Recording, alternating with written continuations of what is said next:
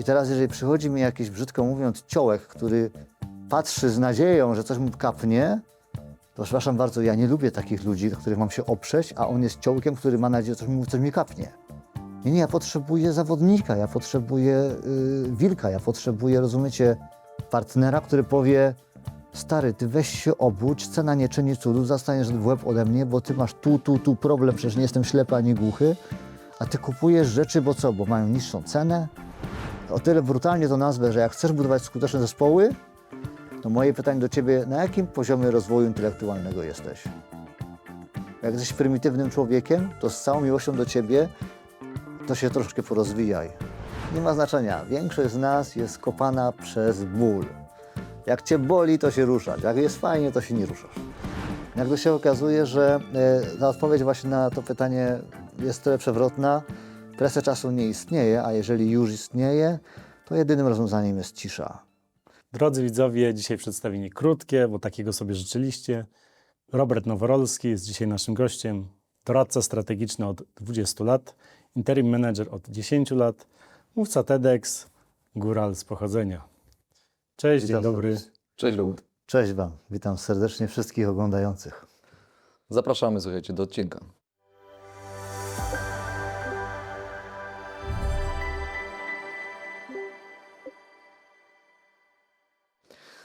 Robert, chciałbym zacząć może od takich rzeczy ważnych na pewno dla przedsiębiorców i chciałbym porozmawiać o zwiększeniu sprzedaży i przychodów w firmie. Wskazać jakieś może 3, a może kilka kluczowych zmian strategii, którymi się też zajmujesz. Na przykład sprzedaży, najczęściej, które przynoszą największe wzrosty w firmach, z którymi ty do tej pory gdzieś tam pracowałeś i doświadczałeś. Myślę, że skupmy się na 3, bo faktycznie książki tutaj pisać nie chcemy. I oprócz wielu różnych tematów, które można w sprzedaży ująć, no to są takie grale, tak? Wszędzie są jakieś grale, wszędzie są jakieś kamienie milowe, wszędzie są jakieś fundamentalne elementy. I one też od razu sobie powiedzmy o tym, to nie jest tak, że mamy teraz inne czasy, więc wszystko się zmieniło. Parę rzeczy się zmieniło, natomiast fundamenty wciąż są te same. Powiedziałbym, że nie zmienią się nigdy, nawet z tego, co doświadczam na przestrzeni swojej kariery zawodowej. Pierwszą rzeczą, którą trzeba powiedzieć w sprzedaży, jest to, co odkrywa przed nami cały świat technologiczny. Musimy mieć system pod sprzedaż. Sprzedaż nigdy nie była i nigdy nie będzie radosną improwizacją. I myślę sobie, że jakkolwiek ten system zrozumiemy, to powinniśmy rozumieć, że dział sprzedaży jest mennicą. Jeżeli sobie to założymy, nagle okazuje się, że w naszym mniemaniu chcemy nie podlegać prawdopodobieństwu. Pojęcie konwersji sprzedaży jest naturalnym elementem. I teraz liczenie na to, że konwersja będzie mniejsza czy większa, no to jest nadzieja. Tak? Nie potrzebujemy nadziei w biznesie, potrzebujemy jak największego prawdopodobieństwa. Gwarancji nigdy nie będziemy mieć. Więc słowo system nie dla każdego oznacza to samo, bo na przykład jeżeli mamy sprzedaż stricte e-commerce'ową, to mówimy o lejkach sprzedażowych, mówimy o koszyku, mówimy o porzuceniu koszyków, mówimy o konwersji, mówimy o kliknięciach, czasie, wszystkim tych rzeczach, których nawet nie do końca się znam, ale pewnie wielu widzów to doskonale rozumie. No i teraz przeprowadzając to od poziomu e-commerce'u do poziomu normalnego zespołu sprzedażowego pracującego w polu, tam też mamy system, tam mamy planowanie przychodów, tam mamy świadomość, od którego klienta, kiedy, jakie pieniądze spłyną.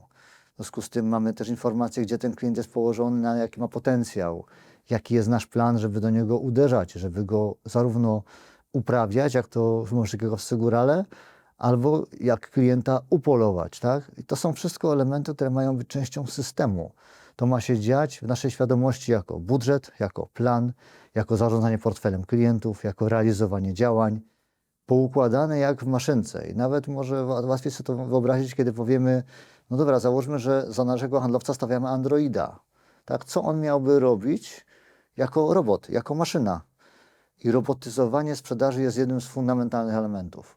Nie pozostawianie tego czemuś takiemu jak jeszcze, no teraz to się bardzo zmienia oczywiście, ale wielu tak kiedyś myślało, że sprzedaż to jest artyzm.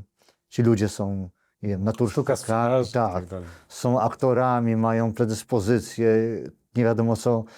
też, bo talenty wspierają takie elementy, ale umówmy się, ci ludzie to są jedyni ludzie w organizacji, którzy przynoszą jej pieniądze. Bo sprzedaż jest jedynym procesem biznesowym, który przynosi pieniądze. Wszystko jest kosztem. Kochając wszystkie inne działy potrzebne do tego, żeby to się spinało, sprzedaż jest jedynym procesem przynoszącym pieniądze. Jak tam mamy poukładane to na nadziei, no to rozumiecie, to samo to pojęcie już nas drażni. Tu pewnie las komentarzy marketingowców. Nie, to marketing jest dźwignią handlu. Ale oni mają rację, dlatego że zwróćcie uwagę, my o tym tak nie myślimy. Natomiast plan marketingowy jest planem strategicznym. Marketing pochodzi od słowa market, czyli urynkowienie firmy, sprawienie, żeby klient kupował. Z kolei tutaj szpilą dla każdego marketingowca jest stwierdzenie, że jeżeli ten pokój jest marketingiem, to promocja i reklama jest tylko rogiem tego pokoju. Marketing nie polega na promocji i reklamie. Marketing polega na fundamentalnym zrozumieniu klienta, dla kogo sprzedajemy, kim jest ten człowiek, czego szuka, jakie są jego uwarunkowania. Nie mówimy o potrzebach, mówimy o uwarunkowaniach. Co go boli, na czym mu zależy. Jeżeli my potrafimy to tak skonstruować, że do niego docieramy, to jest marketing. A sprzedaż faktycznie jest tylko direct uderzeniem, tak? Bezpośrednim zdobyciem prospekta, brzydko mówiąc po amerykańsku, który nam przychodzi i płaci pieniądze. Więc marketingowcy mają rację, bo sprzedaż jest częścią marketingu. Co znowu jest uderzeniem w nich z drugiej strony, tym bardziej oni powinni być poukładani. Marketing jeszcze bardziej niż sama sprzedaż jest stricte systemem opierającym się na liczbach, na zasięgu, na potencjale, na zasobności, na sile płatniczej klienta. Same liczby. Jak ktoś się bawi w marketing, bo on lubi sobie być kreatywny, to sobie kreatywny możesz być, ale to jest zasadniczo 20 dni w roku. A pozostałe 250 trzeba orać i to są liczby, no nie? Bez partnerów strategicznych ten program nie mógłby się odbyć. Trenda Group. Kompleksowe wsparcie dla biznesu w zakresie transakcji, sporów, podatków. Znaczy wiesz, ja uważam, że właśnie te dwa działy w każdej firmie powinny być w pewien sposób połączone, czy właśnie jakąś jednością, bo one dają olbrzymią siłę, olbrzymi napęd do tego właśnie, żeby ta sprzedaż szła jak najwyżej, jak najszybciej, no i policzalnie już Dokładnie później, tak. Dokładnie tak. Więc tu jest temat pierwszy, system. I podkreślam, od e-commerce'u do androida humanoidalnego, który idzie w teren, to ma być coś, co jest mennicą. To ma być mennica. Nazwijmy sobie to wprost, że sprzedaż ma być mennicą. Jeżeli nie jest mennicą, to znaczy, że tracisz swój potencjał. Punkt drugi w sprzedaży to jest faktycznie coś, co w naszym kraju ma szczególne odzorowanie, to znaczy poziom obsługi klienta, który polega na tym, jak ja do niego mówię.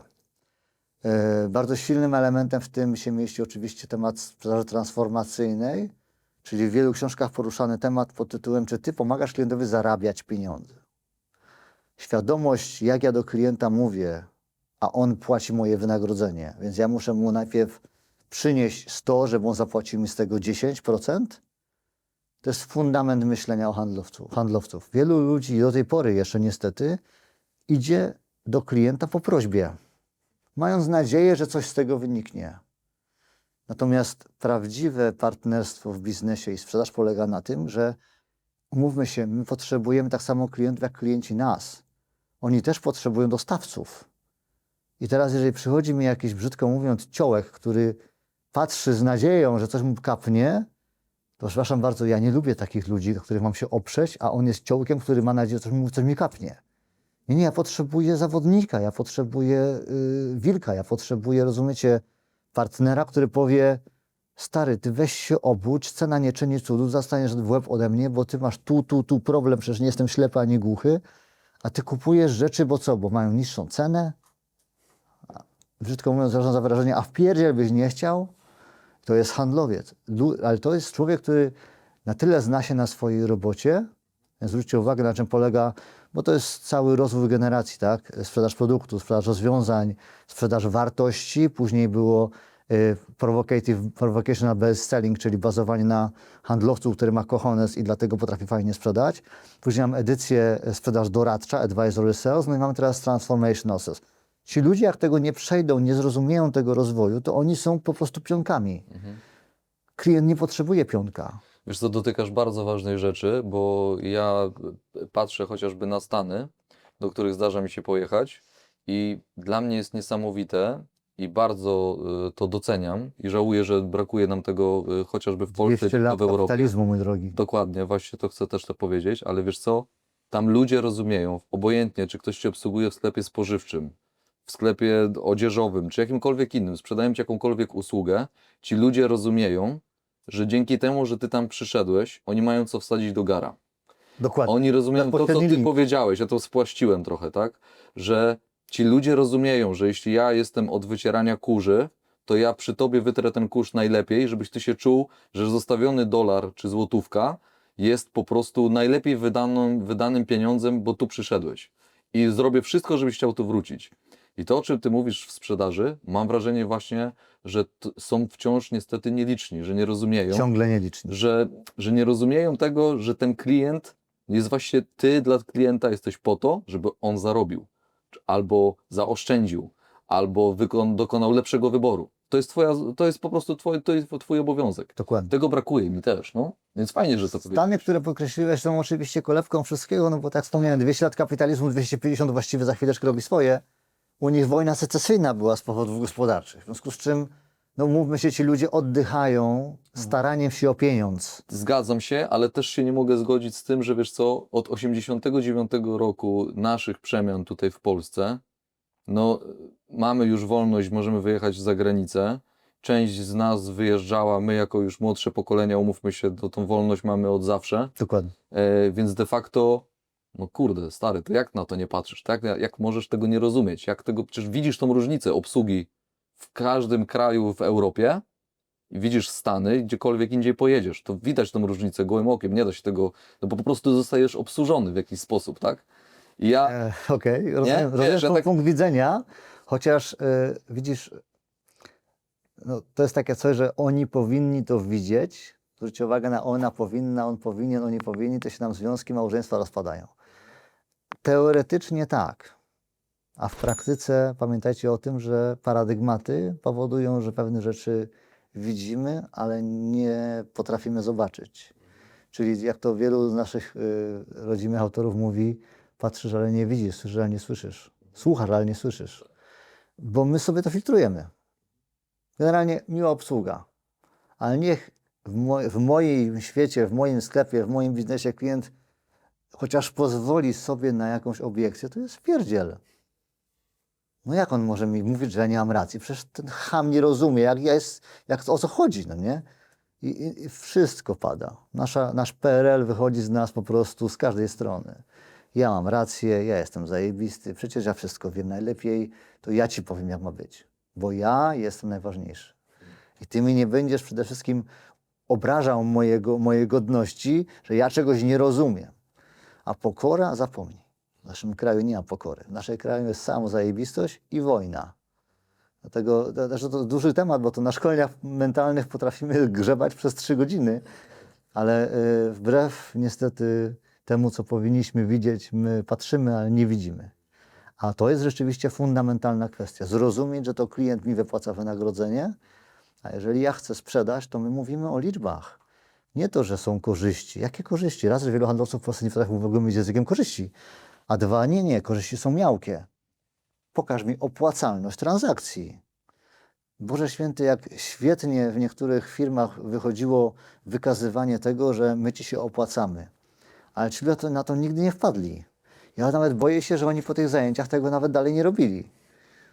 A potrafiliśmy wyliczyć opłacalność transakcji w taki sposób, że konkurencja leży. Bo mamy fenomenalny coś, no nie? Nie używali tego, założę się, że tak nie robią. Więc zwróćcie uwagę, drugi punkt to jest rzeczywiście to, jaka jest moja świadomość sprzedażowa i komunikacja do klienta, że ja z nim robię biznes, tak?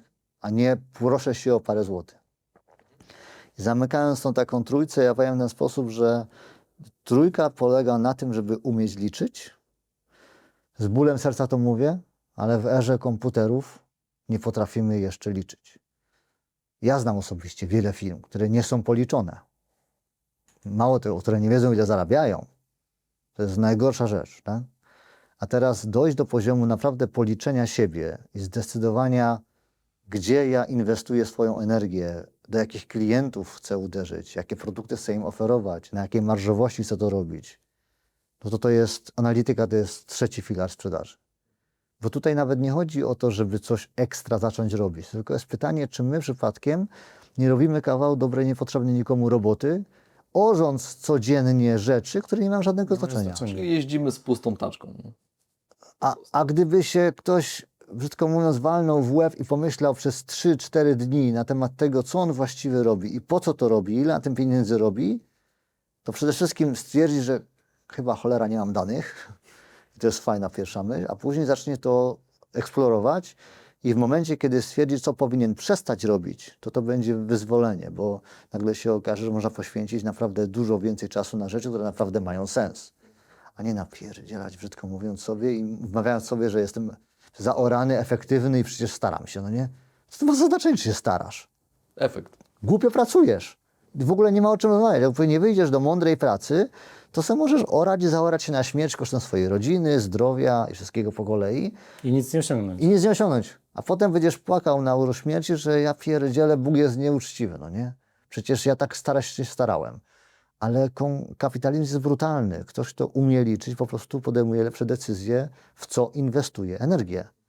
I tu jest wbrew pozorom, bo to może nie związane być z samą sprzedażą, bo to dotyczy wszystkiego, ale podkreślam to jako naprawdę istotny element.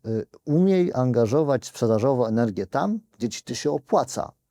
I zastanów się nad tym, mówiąc bardzo brutalnie, kolokwialnie, czy ci się opłaca ruszyć dupsko z fotela, żeby to coś zrobić.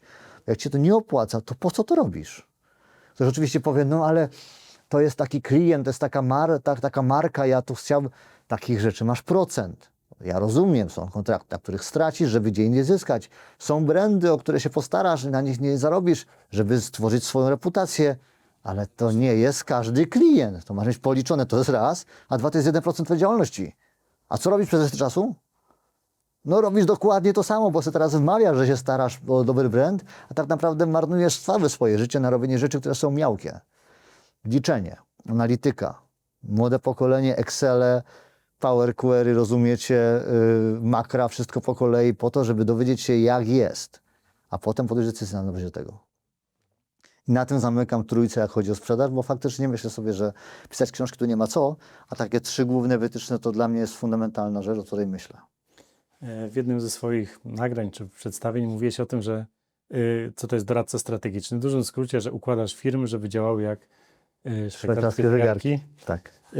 No i pytanie właśnie o transformację biznesową. Chyba tutaj właśnie nie osobistą, a w transformacji firm.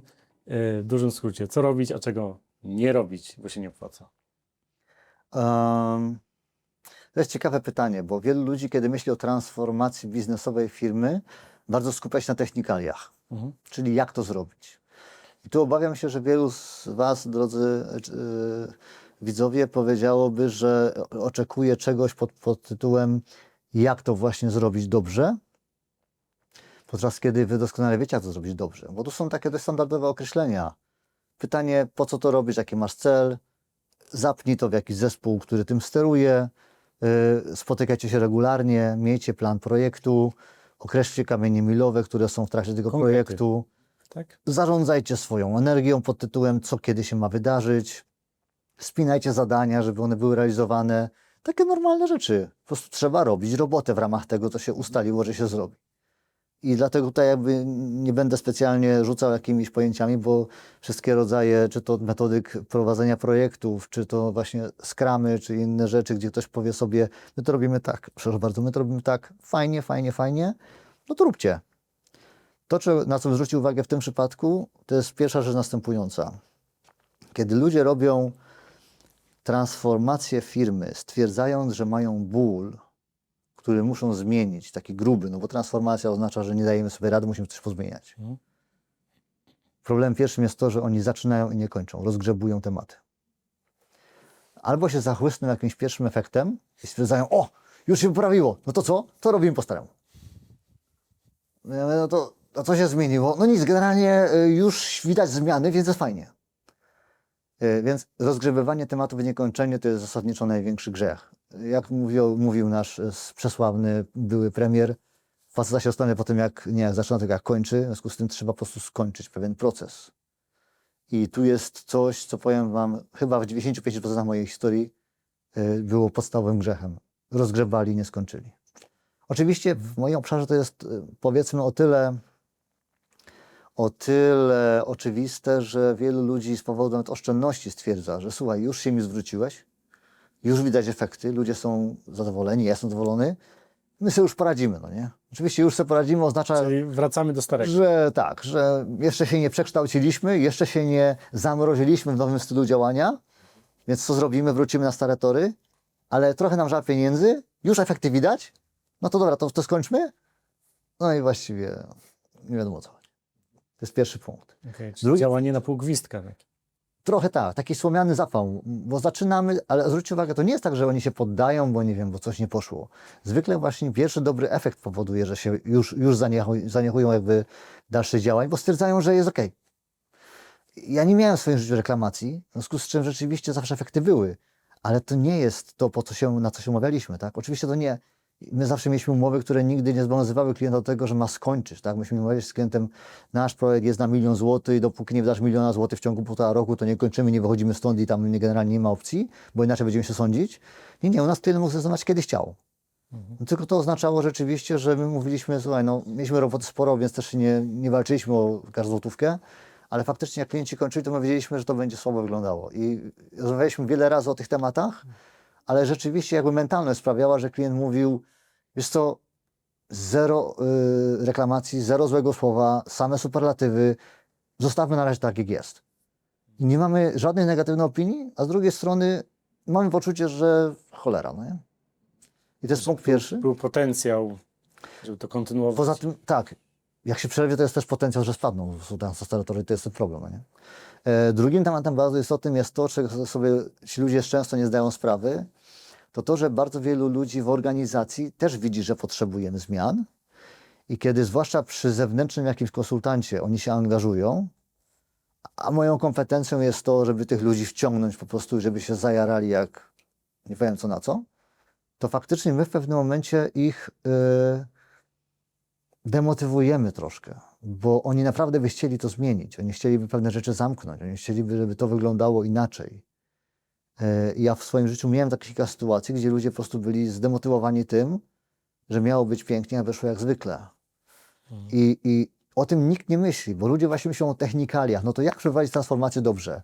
Nie, to sobie zdaję sprawę z tego, że ci ludzie, jak chcesz ich zaangażować, a chcesz, i oni się zaangażują, to może się okazać, że jak zrobisz to na pół gwizdka do połowy albo do 1/3, to zwyczajnie oni stwierdzą, że otaczają mnie kretyni. No. To albo coś się miało zmienić, albo od samego początku trzeba powiedzieć, że to jest szopka. No i teraz zwróćcie uwagę, kto tak pomyśli, że to była szopka? No ci najlepsi, ci, co naprawdę mają aspiracje, ci, co mogą najwięcej wnieść. I oni wtedy powiedzą, wiesz to jak tak, to graj sam. Więc przez głupio przeprowadzony proces transformacji, który został przerwany i de facto, brzydko mówiąc, olano ludzi, którzy się to zaangażowali, zwykle ci najlepsi, może się okazać, że my sobie wywalimy dobrych ludzi z firmy przez swoją de facto niekompetencję, niekonsekwencję i głupotę. Więc to jest drugi temat, który jest bardzo istotny przy transformacji. Trzeba im po prostu skończyć, a ludzi, którzy tam oddali serce, trzeba albo naprawdę zadbać o nich, jeżeli się to chce jakoś inaczej skończyć, albo dorobić to do końca, żeby oni czuli, że mieli swój wkład i dzięki temu to jest ich firma, w którą oni swoją krew włożyli, kosztem swojej rodziny, nadgodzin i tak dalej. I rzeczywiście powodować, że jak to się już zakończy, to oni stwierdzą, no, teraz to się nazywa cywilizacja, no nie? I to jest fenomenalna emocja, której często nie doświadczają ci ludzie, dlatego że przerywają. Bo to jest spełniona i obietnica, i satysfakcja. Nie? Dokładnie. I nawet sobie nie zdają sprawy z tego, jak zespół jest budowany wtedy, kiedy się zwyczajnie uhonoruje tych ludzi albo podziękowaniami, albo po prostu zwyczajnie skończeniem tego projektu, prawda? Sam zahaczasz o temat, który chcieliśmy wywołać absolutnie właśnie, w jaki sposób budować takie skuteczne zespoły To sprzedaży. sobie odpowiemy na to jeszcze, a to rzeczywiście to jest jeden konkretny aspekt. Nie demotywuj ludzi faktem, że najpierw ich chciałeś nakręcić, wciągnąć i spowodować, żeby oddali swoje serce do tego, żeby wydać wyniku, a potem stwierdzać, wiesz co, dobra, ale są, nie wiem, bieżące rzeczy, no nie? No nie ma bieżących rzeczy. Albo pracujemy w biznesie, który trzeba pielęgnować jako całość, pracujemy nad firmą, a nie tylko pracować w firmie, żeby ogarniać sprawy, tak? Tutaj, zwłaszcza zwróćcie uwagę, to jest bardzo istotne, jeżeli angażujemy do procesu zmian ludzi najlepszych, to tych najlepszych nie możemy później zawieść. A to jest częsty scenariusz, bardzo częsty scenariusz. A technikalia są tylko technikaliami. trzecią rzeczą, którą chcę powiedzieć, jest bardzo istotna, ona została odkryta już dekady temu. Dlatego słowo reengineering zmieniło się na słowo transformacja. To nawet w literaturze takiej biznesowej. Reengineering zakładał, że zmieniamy rzeczy po kolei. I nawet mam teraz taką sytuację, że klient chciałby zacząć od tego, potem to, potem to, potem to. Nie da się tak pracować, dlatego że firma jest połączona ze wszystkich stron wszystkimi rzeczami. To nie jest tak, że sprawy przechodzą przez jeden dział i koniec. Oni wszyscy od siebie zależą. I dlatego nie zmienia się firmy po kolei działami, tylko ewentualnie można zmieniać firmę po kolei tematami pod tytułem chcemy zmienić nasze podejście do klienta, więc zmieniamy wszystko, co jest z tym związane. No, oczywiście teraz się odezwą ci, co stwierdzą, ale customer experience to jest de facto cała firma. No właśnie. No to jak to zmienisz customer experience, zaczynając od działu obsługi klienta? Skoro nie zruszysz ani inżynierii, ani sprzedawców, ani produkcji, ani do logistyki, ani magazynu, no to jak tego nie zmienisz, no to customer experience to możesz wsadzić w kieszeń. To możesz sobie pracować nad magazynem Do usranej śmierci, brzydko mówiąc. I nie zmienić niczego, bo to nie jest kwestia, że ty sobie dla porządku pójdziesz po kolei. To jest właśnie trudność, że w projektach transformacji, zmiany czegokolwiek muszą być ludzie, którzy są temu oddani, ponieważ wątków jest tak dużo, że jak ktoś chciałby to robić przy okazji, to zwyczajnie nie ogarnie, bo on ma mnóstwo innych rzeczy na bieżąco na głowie, a zmieniając jeden proces, który jest na przykład jeden z głównych 3 procesów w firmie, to ty musisz łapać dziesiątki sznurków. To nie jest takie sobie hop siup, że a to z tym pogadam, będzie szło. Nie będzie szło, bo tak to nie działa. musisz się poświęcić temu. Po prostu. Bo tematów jest za dużo przy zmianie jednej rzeczy w firmie. I mało tego, nie możesz pójść działami, musisz pójść tematami. Jeżeli chcemy zmienić, nie wiem, tempo produkcji, no to znowu, no to zaczniemy od zamówień, zaopatrzenia, logistyki wewnętrznej, logistyki zewnętrznej i dopiero dochodzi do momentu, kiedy ktoś wkłada na magazyn wyrobów gotowych paczkę. No ale to chyba to się nie wydarzyło na magazynie, albo nie wydarzyło się tylko na produkcji, wydarzyło się wszędzie. I to jest właśnie przepis na to, że nie można robić rzeczy po kolei. Trzeba wziąć dany temat, wszędzie go zmienić i wtedy dopiero masz transformację. 3 rzeczy. Czyli zwróćcie uwagę, pod krótką, nie rozgrzewuj tematów, tylko je skończ. Zadbaj o ludzi, którzy są zaangażowani, zwykle ci najlepsi. I punkt 3, nie po kolei. Nie działami, może nie działami. To jest ciekawe to jest takie podsumowanie tego, wiesz? Też bym pewnie na to w ten sposób nie spojrzał, więc za to dzięki. Ale wrócę z powrotem do tego, w jaki sposób budować Zespoły. takie skuteczne zespoły sprzedaży. Powiem wam, że to jest duży temat, zwłaszcza w naszej mentalności postperelowskiej. I tutaj bez mrugnięcia okiem powołuje się na naturę. Samiec alfa to jest bardzo ciekawa jednostka. Samiec alfa buduje, czy w ogóle obejmuje władzę przez siłę. Natomiast zwróćcie uwagę, samiec alfa nie ma żadnej innej motywacji poza przetrwaniem stada. Czyli jego siła wynika z faktu, że ma zadbać o stado i jego przyszłość. Nie ma motywacji egoistycznych. Zawsze jego motywacją jest troska o przetrwanie. Mimo że samiec alfa potrafi pogryźć, potrafi zagryźć, natomiast ciągle to jest zwierzę, które dba tylko o to, żeby stado przetrwało. I teraz zwróćcie uwagę, jakie tam pojęcia wchodzą. Tam wchodzi pojęcie braterstwa, tam wchodzi pojęcie starorzymskie primus inter pares, czyli pierwszy pośród równych. Bardzo silnie to widać. Tam wchodzi temat wspólnej walki o cel. Tam wchodzi temat zasad, żelaznych zasad. Natura jest bezwzględna w pewnych rzeczach. I na przykład rzecz, która jest ciekawa, ale tam też wchodzi temat uczciwości, czystości intencji. Nie ma intryg, nie ma drugiej gry. Samiec alfa wtedy bierze za łeb i zagryza. I tu zwróćcie uwagę, jak to jest proste. Nie ma plotek w naturze. Rozumiecie? Nie ma głupich zagrań. My sobie potrafimy tak utrudniać życie jako ludzie. Mamy intelekt, że się w głowie nie mieści. Nie, cholera jasna, jesteś szefem. Punkt pierwszy. Twój autorytet buduje się z tego, jakie masz wartości, że traktujesz ludzi jak ludzi, bo tu mają serducha, więc czują, tu mają mózg, więc myślą, durni nie są. U nas w górach się mówi, każdy człowiek swój rozum ma. Musisz traktować jako człowiek. Jesteś primus inter pares. Nie pozwalaj sobie. Jak jesteś menedżerem, a sobie pozwalasz, w ogóle o czym mowa?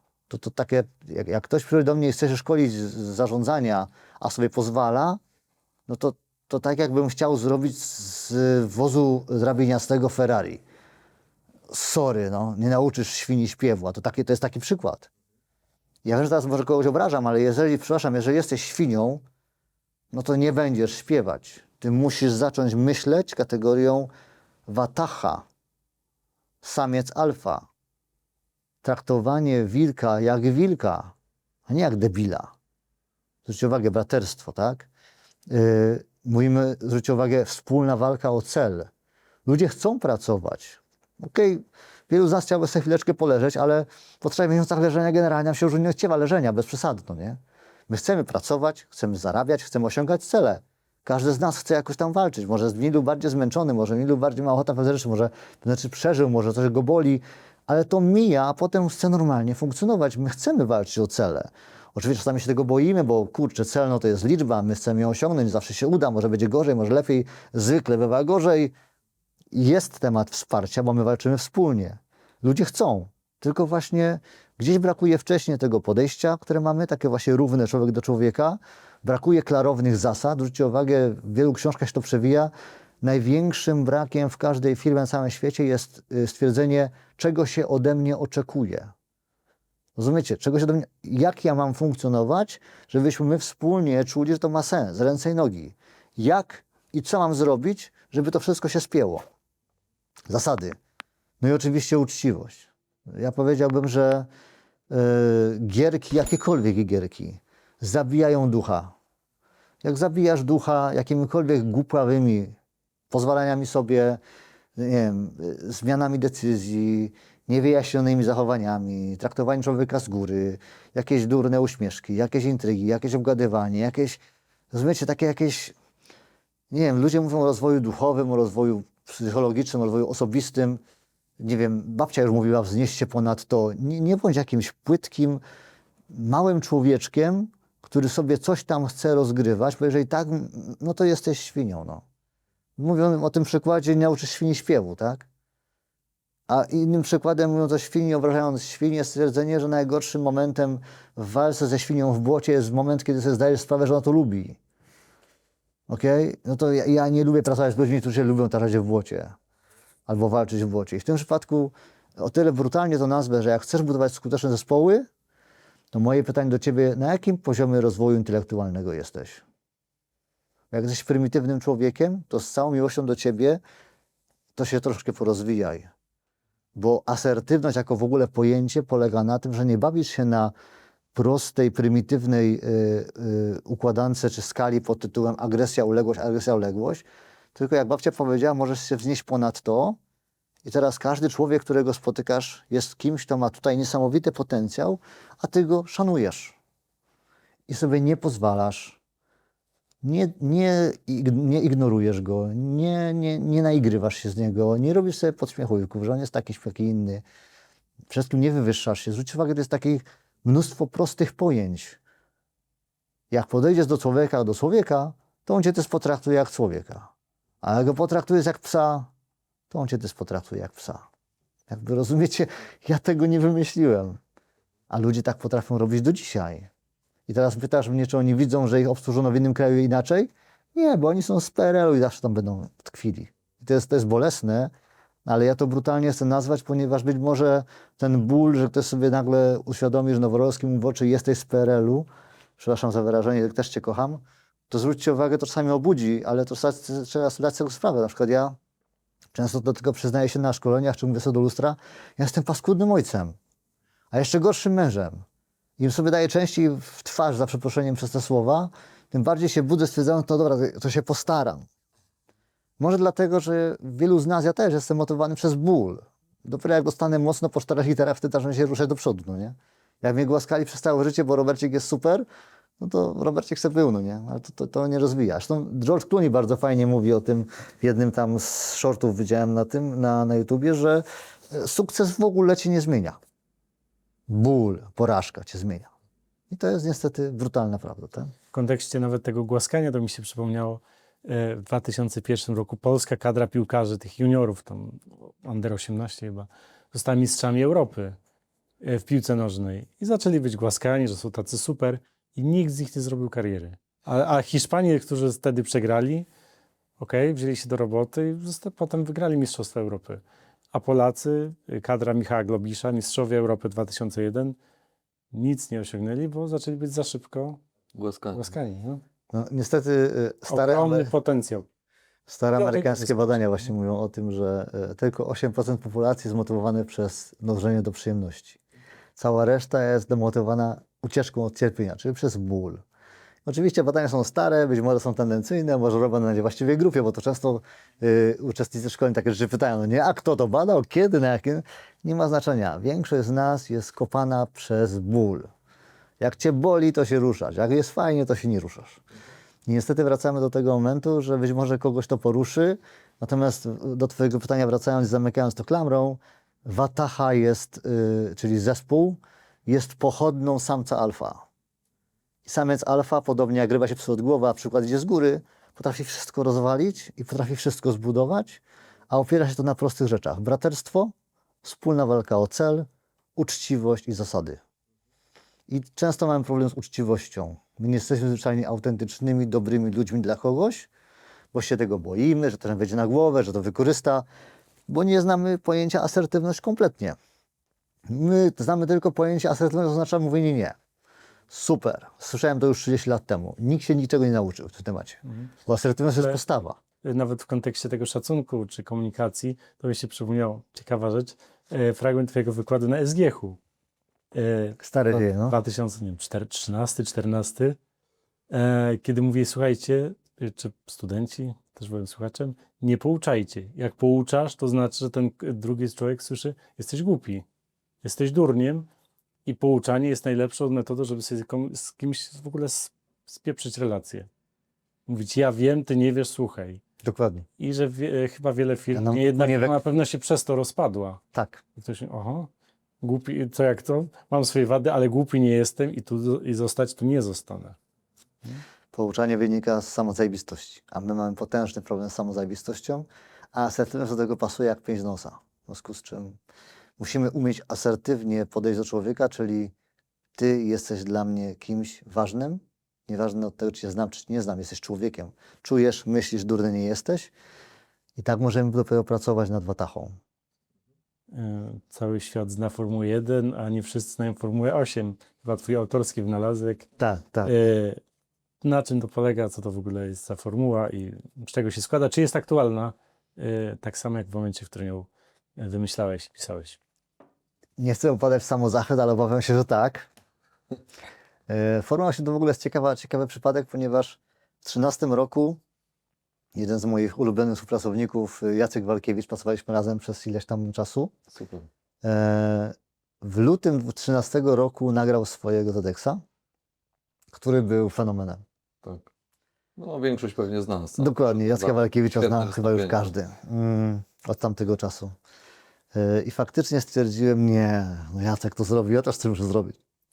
Przygotowując się do tego TEDxa spędziłem, ja wiem, z tydzień czasu na pisaniu. Do tego stopnia, że napisałem książkę, którą zresztą później zacząłem sprzedawać. I rzeczywiście Formuła 8 powstała, czy ja nie dam sobie ręki obciąć, że ona gdzieś nie istnieje, że ktoś tam tego nie porusza i pewnie to jest wszystko oklepane i wiadomo, ale jest zebrane w jednym miejscu, więc faktycznie jest aktualna i obawiam się, że będzie aktualna bardzo długo, dlatego że tam nie ma mowy o czymś takim przelotnym, tak? I pewnie tego tu nie rozwinę, bo tam trwało to 18 minut, a i tak go nie zamknąłem. Więc to nie jest taka rzecz, którą można łatwo zamknąć, ale faktycznie, zwróćcie uwagę, przewinę sobie, zawsze aktualne będzie to, ja to nazywam takim syndromem biednego dziecka. Wielu ludzi, którzy nie doświadczają tego, że rodzice zarabiają dużo, nie umieją się na tym wzorować, nie wiedzą do końca, co to znaczy zarobić na przykład, nie wiem, 30 000 miesięcznie, 50 000 miesięcznie, marzą o samochodach, posiadłościach, inwestowaniu, kryptowalutach, wszystkim innym, ale nie do końca wiedzą, jak zarobić 10 000 miesięcznie albo 20. I często właśnie dlatego, że nie mieli zbudowanego tego wzorca, nie przesiąkali tymi przekonaniami, które powinni mieć, to potem one je blokują. No i właśnie te przekonania polegają na tym, że albo stwierdzają sobie, że ja robię wszystko, co powinienem robić, bo jestem fajny i ja nie mam sobie nic do rzucenia, albo właśnie to, że świat jest taki paskudny, jaki jest i się nie da, albo to, że kurczę, no przecież wszystkie sprawy są poukładane, nie mam wpływu, więc co ja zrobię, albo stwierdzając, że to wszystko jest trudne. No to ja te 4 rzeczy nazywam w ten sposób, że to, no to sorry, to jak z tego nie wyjdziesz, to nie wyjdziesz wcale. Możesz sobie mieć cel, możesz sobie go pisać na ścianie, możesz sobie go wizualizować, czytać sekret 80 000 razy. I co z tego? I się tak wywalisz o te rzeczy. O te rzeczy. Bo jeżeli nie dajesz sobie poczucia wpływu, no to kim ja jestem? Jestem biednym żuczkiem, małym pionkiem. I wszystko po kolei, mogę to wałkować, no są te 4 elementy do końca. Jak przez to nie przebrniesz i nie powiesz sobie w głowie tego, co tam powiedziałem w tym nagraniu, no to nie przejdziesz, bo nie da się z tego tak po prostu wyrwać. Ty musisz to zmienić w swojej głowie. Dlatego są ludzie, którzy mają potężną odwagę, inni się boją. Jedni mają, brzydko mówiąc, tak zryty beret, że się nigdy z tego nie wyplączą i popadną w nałogi, w pijaństwo, potem się powieszą. A inni nawet o tym nigdy nie pomyślą, bo dla nich życie jest piękne i oni sobie dają wpływ, uważają, że rzeczywistość jest sprzyjająca, świat jest taki, jaki jest dobry i walczą, i działają, i mają miliony i tak dalej. Tak? A później rzeczywiście kwestia jest, no to dobra, no to jak już to masz poukładane w głowie, no to jaki masz cel? No i potem już są następstwa tego, że okej, to skoro podejmiesz działanie, to jak? My tam faktycznie znowu mamy swoje problemy, bo często podejmujemy decyzję, bo chcielibyśmy, ale jak to fajnie Will Smith powiedział na jednym z swoich nagrań, albo nie, to nawet nie był Will Smith, tylko Eric Thomas, że nie I would, albo I'd like to, tylko ja po prostu chcę, I want and I have it. W amerykańsku to fajnie brzmi, no nie w angielsku. Więc to jest różnica, chciałbym, a chcę. I my często się zatrzymujemy na tym, że ja chciałbym. Ja wcale nie jestem jakiś inny, bo zwróćcie uwagę, wielu ludzi może, zresztą mam też tam jakieś krytyczne uwagi na tym TEDxie, uważa, że jak ktoś o czymś ładnym mówi, na przykład takim waszym programie jak tutaj, no to ten ktoś jest ideałem, który jest tego reprezentantem. Absolutnie nie. Ja jestem antyprzykładem do wszystkiego, co ja mówię. Bo jestem tylko człowiekiem, który sobie pewnym po prostu nie radzi, tak? Tak, ale Pewne rzeczy wiem, dokładnie. ale sam nie słucham swoich rad, to jest najgorsze. Na przykład ja też chciałbym ćwiczyć, chciałbym zdrowiej jeść, chciałbym być lepszym tatą, chciałbym, przepraszam bardzo, być lepszym mężem. Chciałbym. A tak naprawdę pewnie chcę, by się uruchomił, wtedy na przykład by mnie, nie wiem, żona zostawiła i stwierdziła, jesteś beznadziejnym mężem. Motywowany bólem, o którym mówiłeś. I znowu pytanie, czy bólem? Pewnie tak, w większości niestety, ale niezależnie od tego, skąd się to wzięło, to pytanie, czy naprawdę chcesz, czy chciałbyś? Czy chciałbyś? No? Tu mogę zacytować nawet książkę, polecam, o stanie inspiracji, gdzie jest napisane pomiędzy twardym chcę, a miękkim chciałbym jest zasadnicza różnica i jest podpisany Robert Noworolski. Dziękuję za to. I zwróćcie uwagę, to jest ten jeden temat takiej decyzji już po osiągnięciu takiego punktu, kiedy mam swój cel, teraz jak do niego dojść.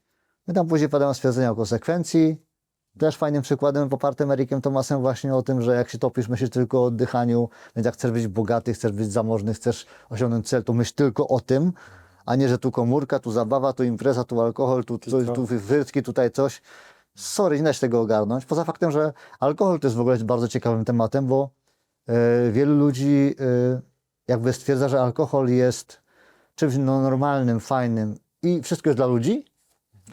Natomiast faktycznie jak ktoś chciałby zmienić swoje życie, to powiem wam, że alkohol jest ciekawym przykładem na to, że albo masz wysoki potencjał intelektualny, bo zwyczajnie organicznie twój umysł pracuje inaczej, mózg, albo nie pijesz wcale i zauważasz, że twój potencjał intelektualny drastycznie rośnie. To jest ciekawa rzecz, bo ona jest organiczna, to nawet nie ma nic wspólnego z jakimś Nie tam... trzeba nic dodatkowego robić. Tak, po prostu przestań pić. Tak zwyczajnie, przestań przestań pić się w ogóle. Jest to trucizna, jakby nie Tak. było. Nie? I właśnie Poziom intelektualny wzrasta. potrzebuje. Chodzi o neurony, przewodnictwo, o szare komórki, no wszystko po kolei, tam na to temat można sporo poczytać, ale właśnie cofając się, koncentracja, a że konsekwencja to jest konsekwencja, koncentracja to jest koncentracja. Jak to masz, no to siłą rzeczy to się w końcu wydarzy, bo to nie ma możliwości, żeby coś robić z uporem i się nie wydarzyło. No. Chyba że tak jak wcześniej robisz głupie rzeczy i głupio pracujesz, że to wtedy pomyśl, policz to, przemyśl jeszcze raz, Ale jak już naprawdę się na coś uprzesz, to jest coś, co wiesz, że jest optymalnym kierunkiem, to działaj. No i tam też padają takie właśnie stwierdzenia, że nie bój się porażki. Przegrywanie jest naturalne i w ogóle zbyt wielu ludzi w naszym świecie się poddaje po porażce, tak? Nie daj Boże po pierwszej. Wiesz co, bo wydaje mi się, że też ludzie boją się pierwszy raz przegrać. Ja bym zachęcał szczególnie dzieci w młodym wieku do popełnienia błędów, żeby je popełnili. Bo uważam, że popełnienie błędu powoduje, że tych porażek nie będziesz się bał, tylko będziesz uczył się z nich wyciągać wnioski, tak? Tak. I wydaje mi się, że to jest bardzo ważne w ogóle w całym naszym życiu, nie tylko w biznesie, nie? I to jest też rola ojca zresztą, bo na przykład ja mam 2 synów, mają teraz 10-11 lat w tym roku 25 i rzeczywiście nie poddajemy się, to jest jedną z fundamentalnych rzeczy, którą powtarzamy non-stop, tak? A przeżywają mnóstwo porażek, bo to są i porażki w klasie, i porażki w sporcie, i porażki w czymś tam, co robią, nie poddajemy się, tak? Kształtują nasz charakter, Tak. nie? I rzeczywiście to jest istotne, żeby od dzieciństwa, to a propos tych wzorców i schematów, tak, które się ma w głowie, ktoś się boi porażek przez rodziców, tak? Ja też od moich synów nie ukrywam. Dzieci są karane za porażki dodatkowo jeszcze. Nie? Dokładnie tak. I ja Lepiej też, nie rób, bo jak zrobisz, to nie daj Boże coś tam. Mówiłem, że tak, ja też nie jestem w tym ideałem, bo też potrafię moich synów orać za to, że robią takie rzeczy czy inne źle, a z drugiej strony też często powtarzam im właśnie, nie poddajemy się. Nie umiesz kozłować, nie poddajemy się. Nie umiesz podbijać piłki, nie poddajemy się. Nie umiesz strzelać prosto, nie poddajemy się. Orzemy. Więc to jest ważna rzecz. No i ostatnia sprawa, która chyba najwięcej kontrowersji wzbudziła tam na tym moim YouTubie, pod tym TEDxem, co znaczy doświadczenia. No i właśnie my często mówimy, że doświadczenie jest istotne. Zresztą zwróćcie uwagę, jak my się uwiarygadniamy w biznesie. Mam doświadczenie, tak? Tylko właśnie czas nam pokazuje, że doświadczenie to jest wiedza nabywana przez swoje błędy i porażki. I teraz oczywiście trudniej się uczy na czyichś błędach i porażkach, a doświadczenie jest za wolne. No i tu powstaje pytanie, co mi daje moje doświadczenie? Zwróćcie uwagę, co to znaczy. Czyli co mi daje mój zryty beret w ciągu ostatnich 30 lat, kiedy ja chcę zmienić swoje życie? No to teraz mam swoje 30 lat i uważam to za wartość? To po co chcesz zmieniać swoje życie, co uważasz za wartość? No nie, no trzeba, sorry, ale skreślić te rzeczy, bo tam one cię na pewno przeciągnęły po szkle i masz jeszcze przekonanie, że te lekcje są dobre, a ktoś, kto żyje tak, jak ty chcesz, on nie ma takich schematów. A my stwierdzamy, no nie, ale moje doświadczenie wskazuje, że twoje doświadczenie możesz wsadzić w kieszeń. Bo ty chcesz przeskoczyć ze ścieżki na ścieżkę, tam funkcjonują inni ludzie. To jest tak jakby autostrada dla innych samochodów. Bo ty chcesz wjeżdżać maluchem i stwierdzać, że twoje doświadczenie z malucha pomaga ci w tym, żeby prowadzić Audi RS5. Fajnie. Znaczy ja rozumiem zmianę trakcji, ale nie wszystko ma takie ograniczenia, że tylko trakcja cię broni i nie możesz zapierdzielać 300 na godzinę, bo jest trakcja. No nie, to się inaczej jeździ. W związku z tym, sorry, i tam to było kontrowersyjne. Natomiast rzeczywiście bo ja mam doświadczenia, przy zmianie ścieżki no nie obowiązuje, bo tam to jest worek na twoich piecach, bo ty uważasz, że... jesteś debiutantem. I ty de facto jesteś zielony, masz się uczyć od nowa rzeczy, które tam obowiązują, a nie stwierdzać, że bo ja już swoje przeżyłem, no to żyj se po staremu. No bo rozumiecie, to jest nielogiczne. Mam doświadczenie 30 lat, chcę zmienić swoje życie, ale doświadczenie moje jest istotne. No to sorry, a to się kupy nie trzyma, logika zawodzi.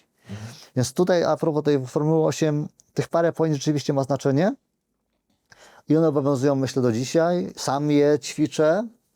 Minęło tamtego czasu już 12 lat bez mała i autentycznie sam się z wieloma rzeczami jeszcze ciągle nie mogę uporać, sam się z nimi zmagam, bo to, że wiem, że tak jest, to jest jedno, ale wiedzieć, a robić coś, są dwie skrajnie różne rzeczy. I ja jestem normalnym, zwykłym facetem, który normalnie, zwyczajnie się zmaga z wieloma rzeczami i z nimi też się zmagam, ale ciągle uważam, że konstrukt jest całkiem niezły. Dobry. Ja sobie to wezmę na pewno, ale chciałbym też porozmawiać z Tobą o trudnych decyzjach i presji czasu, bo tu często musimy podejmować decyzje właśnie pod presją jakąś czasu, albo w ogóle pod presją. Jak je podejmować? Jak sobie z tym radzić? Mój drogi, powiem to może troszkę właśnie odwrotnie. A co jeżeli presja czasu jest tylko złudzeniem? Bo zwróćcie uwagę, mówiąc presja czasu, mówimy sobie, no bo czas mnie goni. No dobra, to konkretnie. Masz podjąć decyzję, ile masz tego czasu. I zwróćcie uwagę, to nie wyjdzie, że ktoś powie, mam 15 minut. To jest teoria, nie ma takich rzeczy w biznesie, że mam 15 minut na podjęcie decyzji ważnej pod presją czasu. Jestem przekonany, że wielu ludzi, którzy mówi o presji czasu, jak zadam pytanie, dobra, ale masz 3 godziny? To powie, no w sumie mam. Co jest ciekawe, zawsze masz 2-3 godziny, a może nawet dzień, 2. Zawsze. Nie ma tak, że ty podejmujesz istotne decyzje w 15 minut. Nie ma takiej presji czasu.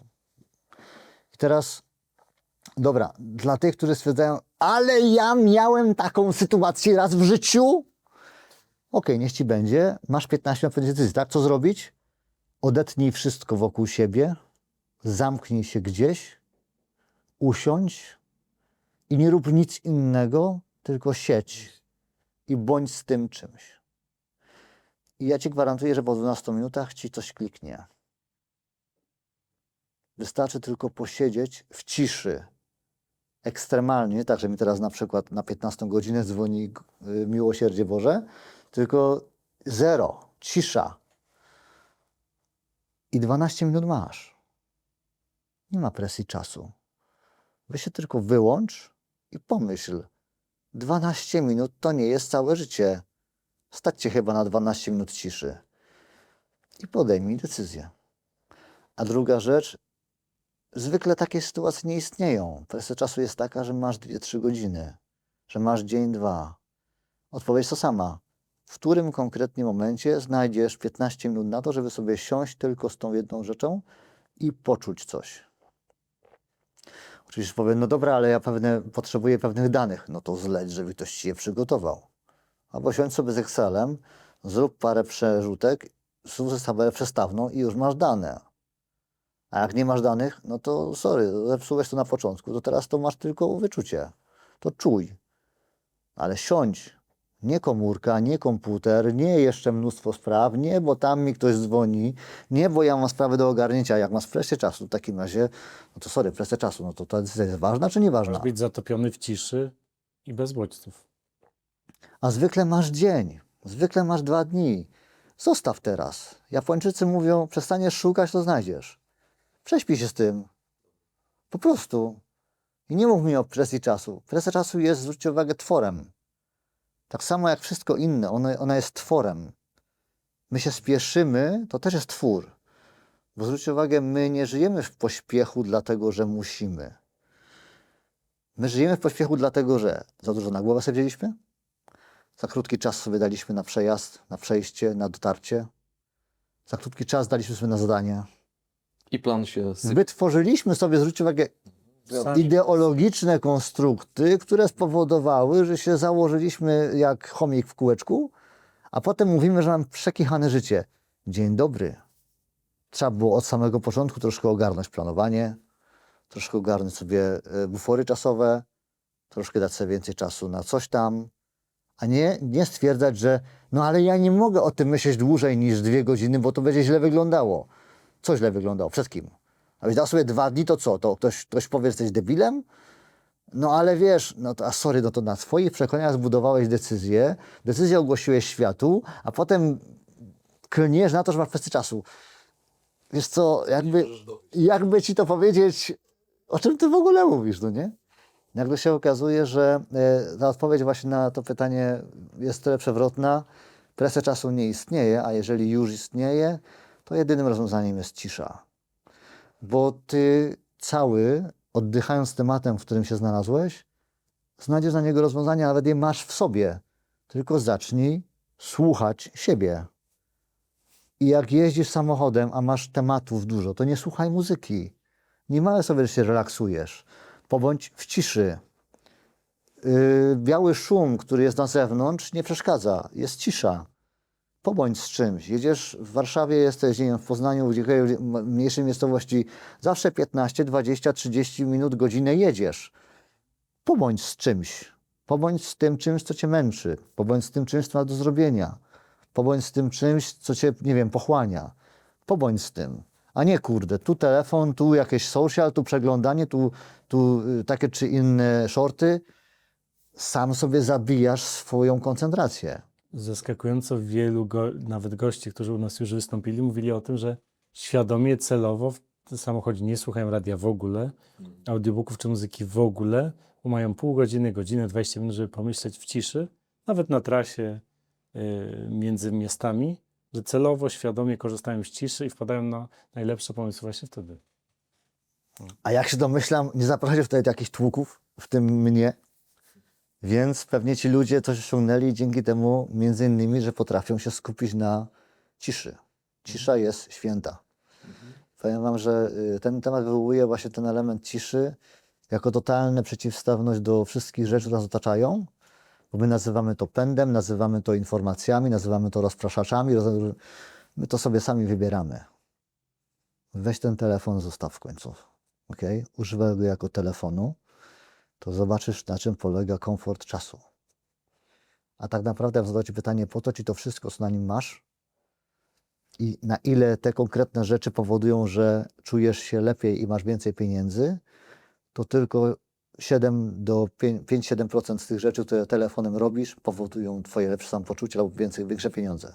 Wszystko inne to jest, nie będę tego brzydko nazywał, przeklinać nie wypada. Nawet Paweł Albrecht, nieruchomościowy, chyba deweloper, mówił o tym, że to, o czym plan na najbliższy rok, kupić sobie starą Nokię i tylko z niej korzystać i po prostu to buduje dobrostan w ten sposób. Telefon, który ma tylko 2 funkcje, totalnie proste, nie można się nim bawić, a to, co się da, to deleguje po prostu w opór. Uznałem to za bardzo inspirujące i też się do tego przymierzam. Czasach, No. szczególnie w dzisiejszych czasach. Stara Nokia to już jest wyraz luksusu. Nie? Taki, no, tak to chyba trochę. Ja myślę, że to taki wniosek właśnie ogólny to jest to, że gdzieś presja czasu jako jeden z elementów, o którym mówiliśmy, jest pewnym wytworem, którym my się otaczamy na co dzień. Tworzymy sobie pewne Sami rzeczy. sobie robimy. Tak, łącznie z telefonami, przepływem informacji, szybkością świata, szybkością danych, szybkością wszystkiego. Sami sobie to wytworzyliśmy. I tym, że spędzamy więcej czasu gdziekolwiek indziej niż tam, gdzie naprawdę kochamy, to też jest nasza decyzja. I nikt mi nie mówi, że jest inaczej. A jak budować, to już takie pytanie inne, wiarygodność w oczach klientów zespołu, ale chyba też w oczach samego siebie, nie? Czy jak budować wiarygodność? To jest to pytanie. To jest fajne pytanie. Ja przyznam, że jak sobie myśląc o tym, stwierdzam, że tu mamy analogię do tego samego, jak faceci budują siebie w oczach kobiet. Zwróćcie uwagę, kobieta patrząc na faceta, szuka elementów pod tytułem bezpieczeństwo, przewidywalność, siła, takie rzeczy dające wsparcie. Oparcie. Mhm. I jestem przekonany, że każdy z nas tego szuka w kimkolwiek. I jeżeli rzeczywiście masz być takim dostawcą, takim szefem, to myślę sobie, że te same elementy sprawiają, że u kogokolwiek byś nie chciał uzyskać takiej aprobaty i poczucia autorytetu, to właśnie autentyczność, czyli bądź sobą, bądź prawdziwy. Nie udawaj, nie graj, nie cyrkuj. W co myślisz? Z ograniczeniem, że twoje prawo się kończy, że zaczyna się prawo drugiego człowieka, tak? Nie powiem, co myślisz, twoja koszula trochę jest taka czy owaka, to już jest ranienie kogoś. Natomiast rzeczywiście mówienie o sobie i bycie w sobie takim, jakim się naprawdę jest czymś pierwszym, a druga rzecz, zwróćcie uwagę, wartości bardzo silnie robią wrażenie na ludziach. To, że na przykład cenisz życie rodzinne, to, że nigdy nie weźmiesz cudzych pieniędzy, to, że zawsze zwrócisz uwagę, że coś jest nie w porządku, to, że jeżeli ktoś zadzwoni i poprosi, to pomożesz, to, że jesteś w stanie odmówić, mimo że ktoś cię o coś prosi, mówiąc mu o tym, że masz inny temat, to dla ciebie jest kluczowy. Pokazujesz kręgosłup. To, że masz, no właśnie, system wartości jest teraz, ja boję się, w tym świecie zaczyna być coraz słabszy, dlatego że pojęcie w ogóle savoir vivre zanika. Tak, to prawda. Ludzie w windzie nie potrafią powiedzieć dzień dobry. Dokładnie. I to oznacza, że nagle system wartości jest czymś bardzo uznaniowym. Do tego stopnia, że młode pokolenie potrafi podważać pewne zasady, stwierdzając, ale po co? A dlaczego? Dlaczego tak jest? A my już nie potrafimy nawet im pokazać, że tak się jest grzecznym człowiekiem, tak się jest człowiekiem życzliwym. Ale po co być życzliwym? Nagle się okazuje, że one zadają pytania, które de facto trzeba powiedzieć, bo tak trzeba, no nie? Wiesz, To brzmi, bo tak trzeba. to ja to porównam... Bez wyjaśnienia już. Wiesz, Tak. co, ja to Dokładnie. porównam bardzo brzydko, uważam, ale dosadnie, bo to jest tak, jak idziesz do toalety i nie podetrzesz tyłka. No możesz od razu założyć majtki, nie? No No właśnie. i na koniec to jest ten sam klimat, nie? Wiesz, jak możesz nie być właśnie... Jak nie możesz mieć takich zasad, nie wiem, starsza osoba w tramwaju, w autobusie, siedzi młody człowiek, bo jemu się też należy. Co ci się należy? Jesteś silniejszy, mocniejszy, dlaczego nie ustąpisz miejsca? Kiedyś za naszych czasów, przynajmniej no, nas tak, na ile się znamy, wychowywali rodzice, że te pewne wartości były czymś naturalnym, tak? Czyli to było, wiesz, no Nienegocjowalne. Musisz być godziwym człowiekiem i to jest nienegocjowalne. Tak? właśnie, nie? Masz być dobrym człowiekiem, to nie jest negocjowalne. I uważam, że to w nas, jako rodzicach szczególnie, to na nas spoczywa ten obowiązek pokazywania tych wartości, ale przez to też sami powinniśmy te wartości pokazywać, nie? Dokładnie. Dzieci uczą się poprzez patrzenie na nas i poprzez, wiesz, przede wszystkim obserwację, nie? No i pokory też uczą. No też, nie? Więc no, wydaje mi się, że w jakiś sposób my odzywamy się do swoich żon, czy żony odzywają się do nas, czyli to, co my sobie w związku zbudowaliśmy, czy w partnerstwie biznesowym, czy z klientem, to jest wynik, uważam, tego, co my wnieśliśmy i co w zamian dostajemy. Nie? Więc wszystko to bym tak w taki sposób chyba trochę podsumował. I tego mi też absolutnie brakuje. Ubolewam nad tym, że ta dzisiejsza młodzież, nie wiem, czy to jest wynik braku czasu rodziców, którzy uważają, że to nie ma znaczenia, że to ktoś sam nabędzie albo nie wiem. Szkoła go nauczy. No dokładnie, nie? Szkoła nauczy. No właśnie, nie? Pytanie. Szkoła nie jest od wychowywania, nie? De facto, nie? Więc ja nad tym ubolewam. To mnie akurat bardzo boli, bo uważam, że to świat jest lepszy. Po prostu jest fajniej, jest przyjemniej, uważam, kiedy jest miło. Kiedy przychodzisz do klienta i ty chcesz, mówiłeś od samego początku, że ty masz wnieść coś, on ma na czymś skorzystać. Ale przy tym uważam, że fajnie jest mieć klasę po prostu.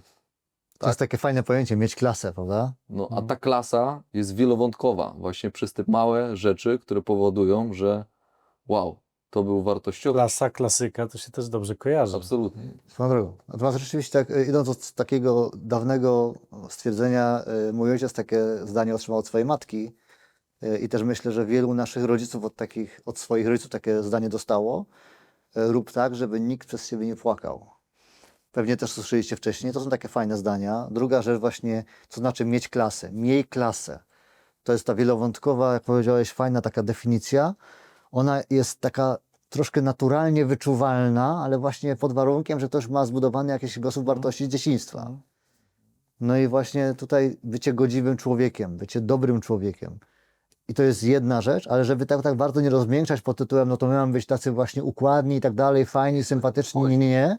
Cofając troszeczkę do początku, jednak powiedzmy sobie wprost, bycie człowiekiem, który jest oparty na wartościach, to jest też bycie człowiekiem silnym samym w sobie. Czyli mam zdrowe poczucie własnej wartości, czyli znowu wracam do asertywności, jak traktuję siebie i innych, ale też właśnie element pod tytułem, to jest taki trochę śmieszny cytat z jednego z filmów z Sylwestrem Stallone właśnie, że a propos znowu nawiązania do damsko-męskich relacji, że faceci, którzy dobrze sobie radzą z kobietami, to są ci faceci, którzy dobrze sobie radzą bez nich. Czyli to znaczy, że mieć siłę samą w sobie, żyć swoim własnym życiem, mieć swój kierunek i trochę poukładane w głowie, to powoduje już, że ktoś patrzy, ty patrz, ten gość to jest gość, no nie? You're the man, no nie? Mówią Amerykanie. To jest coś takiego, że to pociąga, że ktoś jest silny sam w sobie.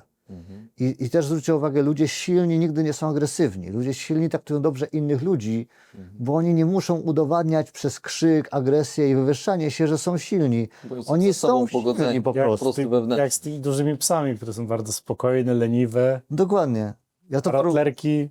No, dokładnie. Nie wiem, nie? Ja to porównuję pod nami jest dwupasmówka. Porsche Carrera na światłach nie musi udowadniać, że ma silnik. Ford musi. No więc jeżeli jesteś Fordem, no to będziesz udowadniał, że masz silnik. A Porsche Carrera nie musi i ludzie właśnie będący na dobrym, zdrowym poczuciu własnej wartości, mający mniemanie o sobie znowu zdrowe, ale jednak wysokie, są po prostu dla innych serdeczni, życzliwi, dobrzy, łagodni, no bo są silni. I to jest właśnie przepis na to, żeby zbudować swój wizerunek u drugiego człowieka. No i też wracamy do tej watachy, tak? To są też zasady, to jest też uczciwość, to jest traktowanie kogoś jak brata, jak człowieka równego sobie. Te elementy powodują, że ktoś stwierdza, chce z nim pracować, tak? Chce z nim przestawać, chce z nim spędzić życie, chce z nim nie wiem, robić biznes. To są takie elementy, tak? I ten autentyzm często jest takim czymś bardzo nie wiadomo jakim, no bo to znaczy być sobą, tak? Bądź sobą, no fajnie, bądź sobą, ale to znaczy być sobą. No właśnie rób tak jak czujesz, mów to co czujesz, stawiając sobie za granicę asertywne prawo drugiego człowieka do nietykalności. Po prostu rób tak, żeby nikt przez ciebie nie płakał. Ale mów co czujesz i rób to co czujesz. To jest właśnie bycie sobą. I myślę, że to jest taki fajny przepis na to, żeby powiedzieć sobie, wtedy mam największe prawdopodobieństwo, że ktoś z drugiej strony stwierdzi równy gość. Albo gość z klasą. Fajnie. Ja bym chciał, żebyśmy poszli w lekcje biznesowe. Czy takie miałeś i czy były one, nie wiem, gorzkie, Zawsze słodkie? bardzo brutalnie. Zawsze bardzo. Czy chciałbyś się czymś takim podzielić z nami, z widzami? Tak, tak. I powiem wam, to nawet jest tak oparte na świeżym doświadczeniu, no bo właśnie wróciliśmy z ferii. W Kujawsko-Pomorskim były ferie. I widziałem parę obiektów po drodze i na miejscu, gdzie ktoś biznesowo zainwestował. Przygotował coś. Picobello. Nikogo tam nie ma. I teraz ja to przeżyłem kilka razy w swoim życiu na swoich klientach i też na swojej skórze. W biznesie najważniejsza jest sprzedaż. Możesz nic nie mieć. Nie przejmuj się, nadrobisz to. Ale jak nie masz klienta, to niczego nie zbudujesz w biznesie. Musisz mieć sprzedaż. Ktoś musi chcieć to kupić. To już nawet nie jest kwestia, fajnie by było gdyby. Nie, musi ktoś chcieć to kupić. Dopóki tego nie chce kupić, to możesz się przygotować nie wiadomo jak długo, nie ma biznesu. Możesz się zaorać, mieć świetny pomysł. Jak ktoś tego nie chce kupić, to tego nie sprzedasz. Nie zarobisz pieniędzy. Najbardziej gorzką lekcją zawsze była lekcja pod tytułem nie ma kogoś, kto chce mi zapłacić. Najważniejszą rzeczą w robieniu pieniędzy jest to, że ktoś chce ci zapłacić. Jeżeli myślimy o tym modelu, bo nie pasuje do każdego zarabiania pieniędzy, natomiast jeżeli twój biznes polega na tym, że ktoś ma ci zapłacić, to zanim wyruszysz w długą drogę robienia tego biznesu, to najpierw skup się na tym, czy w ogóle ktoś ci zapłaci. I zresztą bardzo fajni ludzie, których znam, właśnie to promują jako element, co to znaczy analiza rynku, co to znaczy analiza klienteli, co to znaczy przedsprzedaż, która w tym momencie pokazuje ci, słuchaj, jest 100 ludzi, którzy zapłaci ci 10 000 złotych, więc zagęszczaj ruchy, bo oni czekają. Dokładnie. To jest biznes. Tak. A nie, że nasiedzi się na orze, a potem biedny stwierdza, że już nie ma pieniędzy, a nikt tego nie chce ciągle kupić, no to fajnie, no to teraz szukaj wyjścia. Poza tym może się Chciałeś mieć okazać, doświadczenia? Masz. wiesz, poza tym może nawet się okazać, idąc już w ogóle w taką optymistyczną stronę, że ty sobie ten produkt wyceniłeś za 2-3 tysiące, a ludzie są gotowi zapłacić 20. Nie? Miłe strony No, biznesu. tak, tak. Oczywiście zdarza się, że jest to w drugą stronę, tak? No ale przynajmniej się zderzasz później i wiesz, czy masz o czym w ogóle rozmawiać i myśleć. Nie? Dokładnie. Więc sprzedaż jest numerem 1, a rzeczywiście proces biznesowy pod tytułem przedsprzedaż, zanim masz finalny produkt, jest fenomenalnym motywatorem do pracy. A daje też komfort, bo rzeczywiście w teorii Wiesz, już ci ktoś zapłacił, a może nawet już ci zapłacił, bo nawet są chyba takie serwisy w sieci, gdzie klienci właśnie na masowej transakcji zamawiają jakiś produkt za lepsze preferencyjne warunki, ale jakby masz de facto już wpłaty z góry. I oni mają obietnicę bodajże tam w jakimś okresie kilku miesięcy dostarczyć inny produkt, za który już zapłacili. i już masz płynność. Więc już masz płynność, a teraz nie prześpisz, nie wiem, 24 nocy, może nie pod rząd, ale sumarycznie, żeby to przygotować. To jest biznes. Tak, tak, tak. I to powiem wam, jest najważniejsza lekcja, którą przeżyłem w ciągu ostatnich lat. Przez taką jedną lekcję się prawie przewróciłem. tak wyszorowałem po prostu po szkle brzuchem finansowo, że do dzisiaj to pamiętam. Nie chciałem tego drugi raz przeżyć, ale to właśnie była ta lekcja. Nie było sprzedaży. Wszystko było super, nie było sprzedaży. Może każdy z nas przeżył taką lekcję szorowania po szkle. No, nie jest to wcale wykluczone i tutaj też takie pytanie jest ode mnie, więc tu możemy tak odgrodzić, bo miłosierdzie Boże zadzwoniło. Miałeś takie nagranie, gdybym ja to wiedział wcześniej, Tak. ono padło parę lat temu, 7, 8, może więcej. Tak, w 18 roku, I tak, 7 lat temu. nawet zrobiłeś wykres, on był pusty w środku celowo. Tak. Czy chcesz coś dodać, czy to się coś zmieniło, czy to jest taka sfera, która się nie zmieni nigdy? Znaczy, nie zmieni się i też ciekawe, ja nie wiem w ogóle, ile osób tak to odczytało, natomiast ten rysunek był tendencyjny. On miał pokazywać hostię, w sensie miał pokazywać jakieś obramowanie, a w środku narysowałem później kółko, czyli jako wystawienie naszego sakramentu, tak? To miało tak wyglądać, później tam chyba coś dorysowałem jeszcze. To tego nie wiedziałem. I właśnie ja też nie wiem, czy to w sumie wybrzmiało w ten sposób, ale nie chciałem być aż tak ostentacyjny, żeby tak to rysować klarownie, natomiast to miało taki mieć kształt. I faktycznie to jest jakaś aktualna rzecz. Nie wiem do końca, w jakim kierunku swoją odpowiedź skierować, bo to, że możemy o Bogu porozmawiać, to jest jedna sprawa. To, że otoczyłem to pewnymi elementami, w które też wierzę i one się absolutnie też nie zmieniły, to jest druga sprawa. Więc pytanie, w jaki kierunek teraz brniemy? Ja powiem już tak krótko, bo to też pytanie jest jakieś takie długie. W dużym skrócie z tego, co chyba i doczytałem i trochę sam doświadczyłem, że można sobie wszystko zbudować, mieć i karierę, rodzinę i wszystkie cele osiągnąć i dalej mieć takie poczucie pustki w środku, takiego braku satysfakcji. Założyciel Szlachetnej Paczki, ksiądz Jacek Stryczek powiedział, że to jest ostateczny dowód na istnienie duszy. Ja tak też uważam. Ja powiem w ten sposób, że Bóg jest ciekawym pojęciem, ponieważ też wielu ludzi pod tym TEDxem napisało, że wszystko fajnie, fajnie, ale po co tego Boga tam wstawiasz, no nie? I ja powiem tak, i tutaj myślę, że wcale nie chcę brnąć w jakiś taki ideologiczno-pouczający, duszpasterski, czy jakieś tam... Ale pytanie fajne, dlaczego, nie? Tak, właśnie. Więc ja myślę sobie taką rzecz, że przede wszystkim warto, jeżeli ktoś tego nie zna, to warto znać grę Pascala, która polega na tym, są 3 opcje. Jeżeli my wierzymy w Boga, a Boga nie ma, zasadniczo niczego nie tracimy, no bo byliśmy dobrymi ludźmi. Jeżeli w Boga wierzymy i Bóg jest, no to fajnie, wygraliśmy wszystko.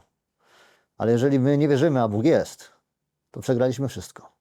I teraz pytanie, która opcja z tych 3 jest najbardziej logiczna, żeby nią pójść? To jest jakby taka fajna zabawa. No nie? Inna zabawa jest taka, która mówi o tym, że ja rozumiem, że wierzymy w siebie, mamy swój potencjał intelektualny, jakby ufamy też sobie.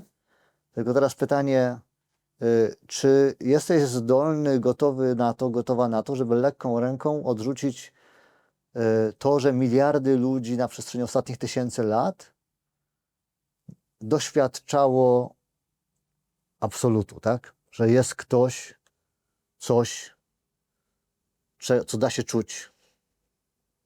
I teraz ja nie mówię o, wydaje mi się, bo nie wiem, walnął piorun i w takim razie ja tego nie zrobiłem, w związku z tym chyba Bóg. Nie mówimy o pojęciu, że ktoś był tępy intelektualnie, bo to zwróćcie uwagę, jak ktoś jest w stanie powiedzieć, że nasi przodkowie sprzed 1000 lat byli tępi, tylko dlatego, że nie mieli smartfona, no to jest delikatne niedoszacowanie ich potencjału intelektualnego, bo wcale nie musieli być tępi, a może byli pewnie mądrzejsi od nas. No i teraz stwierdzenie Boga nie ma, a wszyscy ci ludzie, którzy tworzyli, nawet nie rozumiemy tego struktury religijne, ale w ogóle tworzyli imperatyw kogoś nad nami, byli durni, no to pytanie, ja tak lekką ręką tego nie byłem w stanie odrzucić. Inna rzecz jest taka, że zwróćcie uwagę, cała psychologia i biznes wierzy w Boga. No a czym jest pojęcie afirmacji, prawa przyciągania, a sekret, wszechświat, karma wraca? No to o czym my gadamy? O tępym świecie przyrody, który zamyka się wtedy, kiedy umiera i nic po tym już nie ma? No to po co to wysyłanie energii do wszechświata? Po co ukierunkowane pragnienia? Po co afirmacje? No to o czym my tu mówimy? To w takim razie mówimy o czystym prawie biologicznym, czy mówimy o czymś, co jest energią? No i nagle się okazuje, że jak się nie obrócisz, to jest Coś coś. jest. To jest coś. No nie, i teraz powiedzieć sobie Boga nie ma, kurde, ja aż tak zadziorny nie jestem, żeby tak zrobić.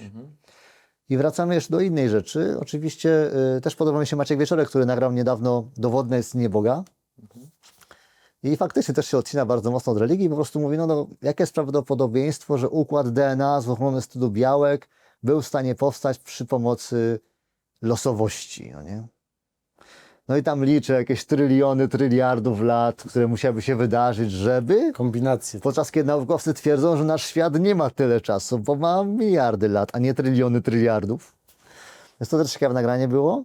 Natomiast też później właśnie mówi o tym, czy wiara w Boga w ogóle pomaga. I rzeczywiście przytacza badania, które pokazują, że ludzie wierzący w Boga, i teraz pytanie, w co wierzący? Wierzący w to, że nie jestem sam. Bo to jest ciekawa sprawa.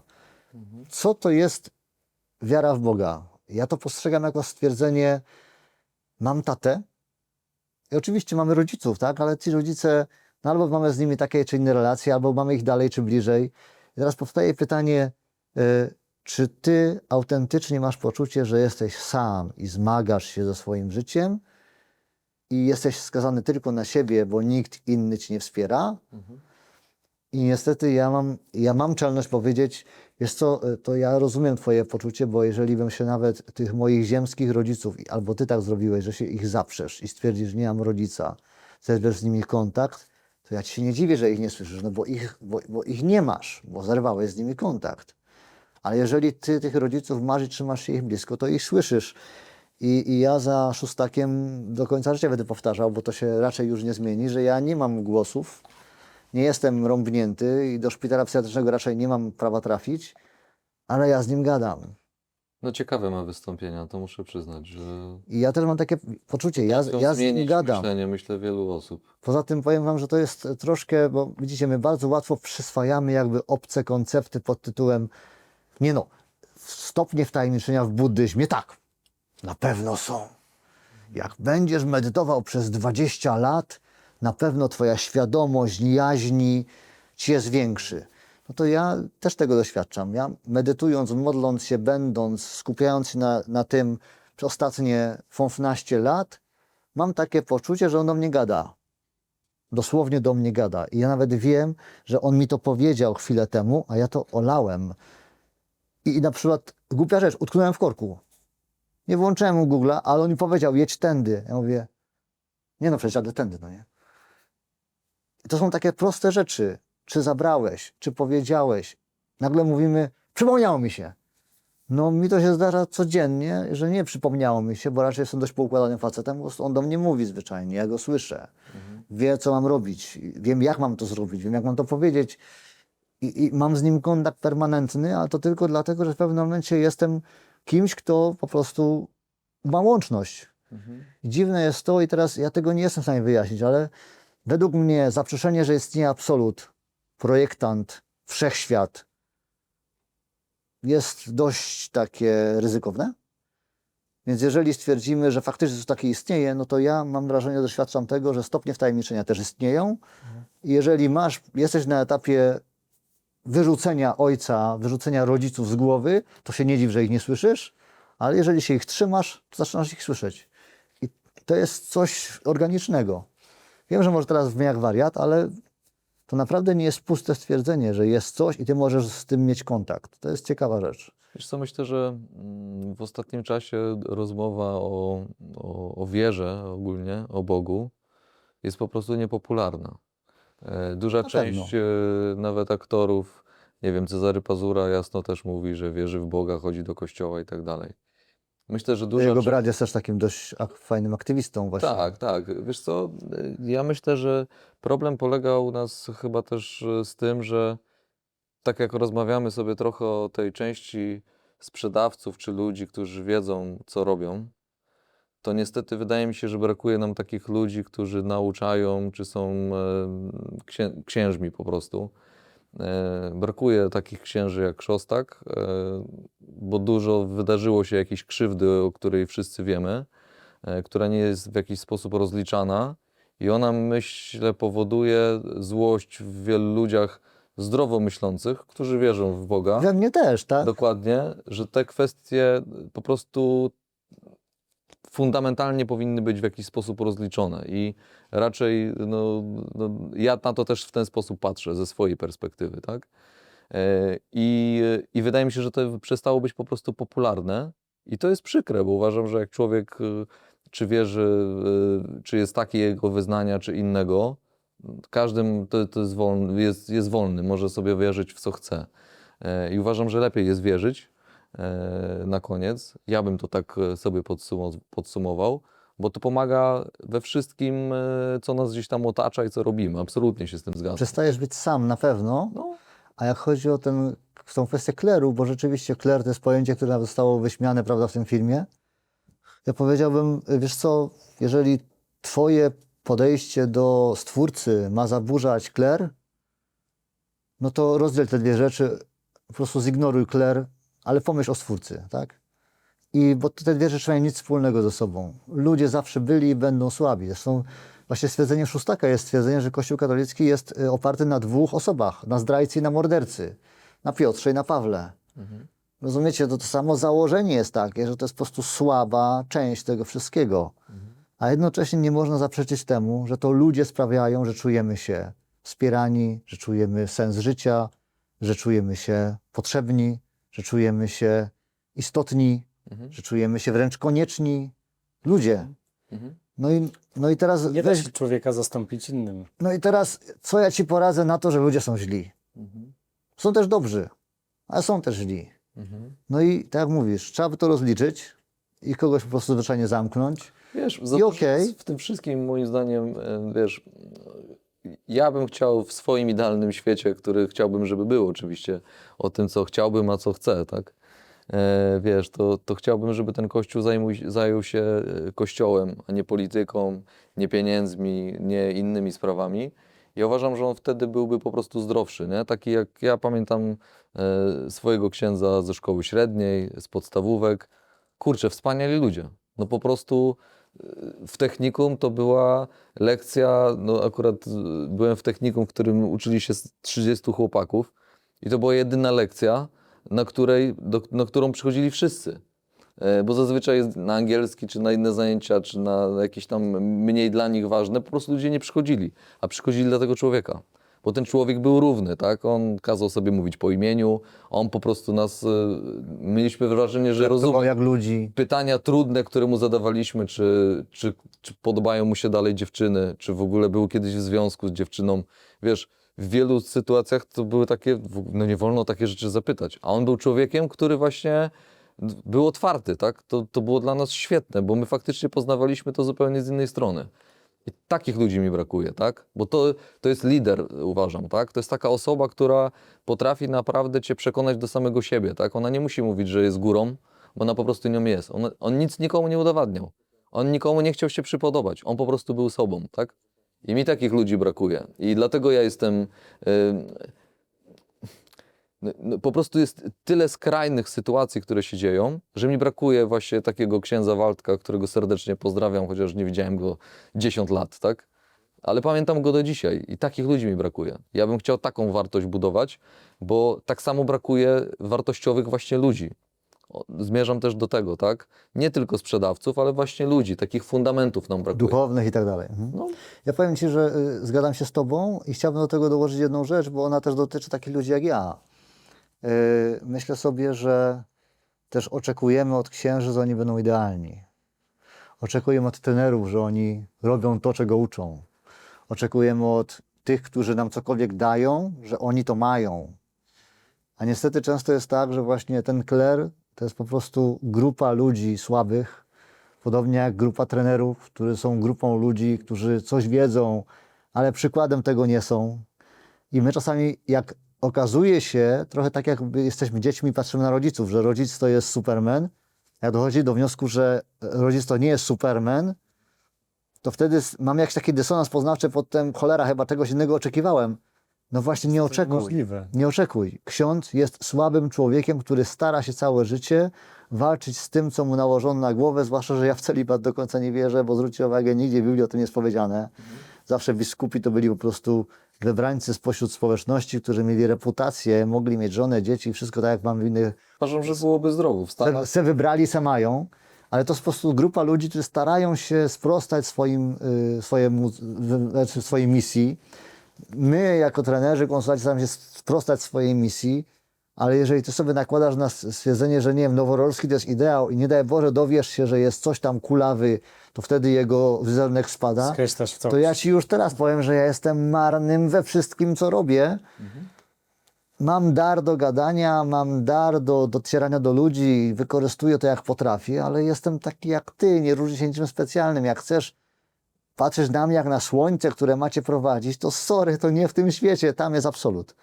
I nawet Sylwester Stallone nakręcił doskonałe, wzruszające filmy Rocky Rambo, a i tak nie jest wyzbyty wad, bo on na przykład ma krzywą mordę. No właśnie. I powiem wam, że zamykając ten temat właśnie być może tego kleru, gorąco nawołuję ciebie, kimkolwiek jesteś. Stwórca to jest jedno, kler to jest co innego. Być idealnym człowiekiem jest nierealne, więc nie psuj sobie wizerunku stwórcy, tylko przez to, że wizerunek teoretycznie jego sług jest zbrukany, bo jest.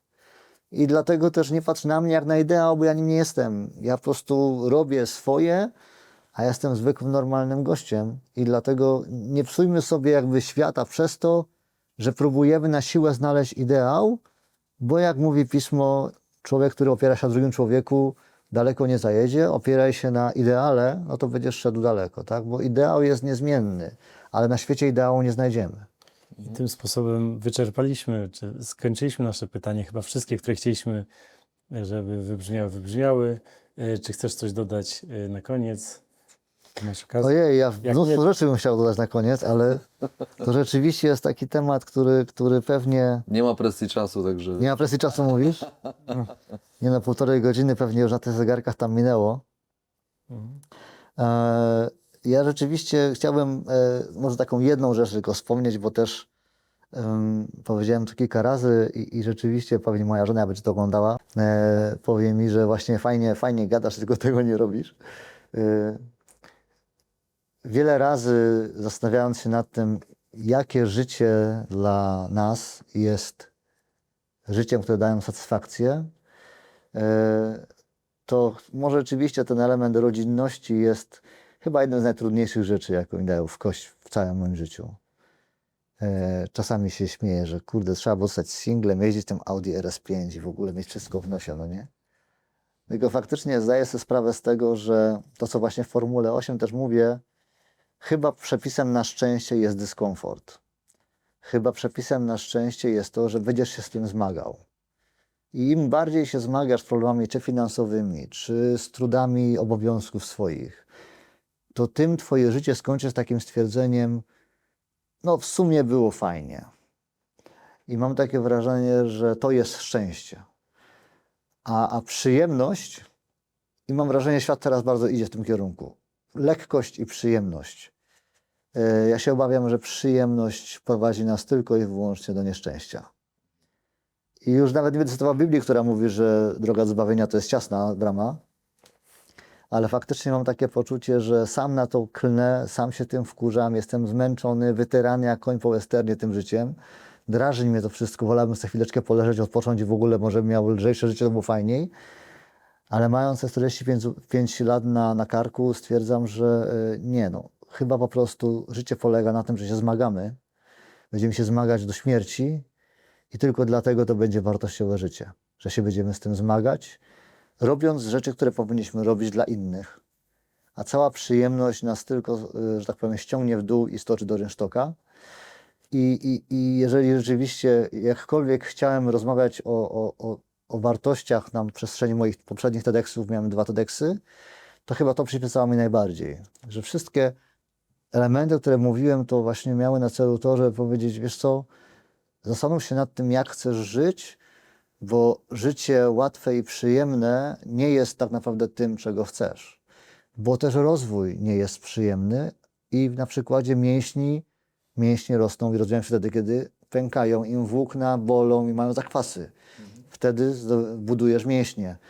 I chyba cała nasza jaźń, osobowość, intelekt, potencjał intelektualny, potencjał świadomościowy tak naprawdę rośnie tylko dlatego, że mamy po prostu przez całe życie jakieś urąbanie. No nie? I non-stop musisz się z czymś handryczyć. Jak małe dzieci nie pozwalają spać, duże nie pozwalają żyć, pieniądze, których nie masz, powodują, że non-stop musisz orać, bo jakbyś się położył i se poleżał na plaży przez rok, to byś po prostu na tej plaży umarł, no nie? Bo to ileż można. To mam takie poczucie, że właśnie, jeżeli to jest jakiś apel z mojej strony, jakiś manifest, to nie bójcie się trudności życiowych, bo tylko one sprawią, że będziecie rozwijali się, tak? Nie da się dążyć do bycia rentierem, który ma furę pieniędzy, spokojne życie i zero problemów i się rozwijać, bo to jest po prostu zwyczajnie nierealne. To się logicznie nie spina. wydarzy. To się nie spina logicznie. Jeżeli chcesz być kimś wielkim, mieć wpływ, poczucie, że nie wiem, zatrudniasz ludzi, że komuś pomogłeś, że stać ciebie na to, żeby pomagać innym, a też masz pieniądze, żeby na przykład zobaczyć ten świat, żeby go doświadczyć, to prawdopodobnie to polega na tym, że przez pierwsze 40, być może 50 lat życia jesteś po prostu upierdzielony w wysiłku, no nie? I wtedy dopiero stwierdzisz, wiem, potrafię, mam świadomość, doszedłem tu, gdzie doszedłem. I nie ma innych historii. No dobra, może Satoshi Nakamoto, niech szlak trafi tego człowieka, uwielbiam ten przykład, twórcę Bitcoina. Może ma troszkę inne życie, ale to znowu takich ludzi pewnie znajdziemy kilku, ale na przestrzeni miliarda istnień w danym pokoleniu to są promile. Więc generalnie życie polega na trudnościach. I myślę sobie, że mówię też to do siebie przede wszystkim, że Noworolski, tak wygląda życie. Po prostu rozwijanie się polega na permanentnym zmaganiu się z trudnościami. Jak nie z dziećmi, to z żoną, jak nie z żoną, to z szefem, jak nie z szefem, to z pracownikami, jak nie z pracownikami, to z klientami, jak nie z klientami, to jeszcze z kimś innym. To się urząd odezwie.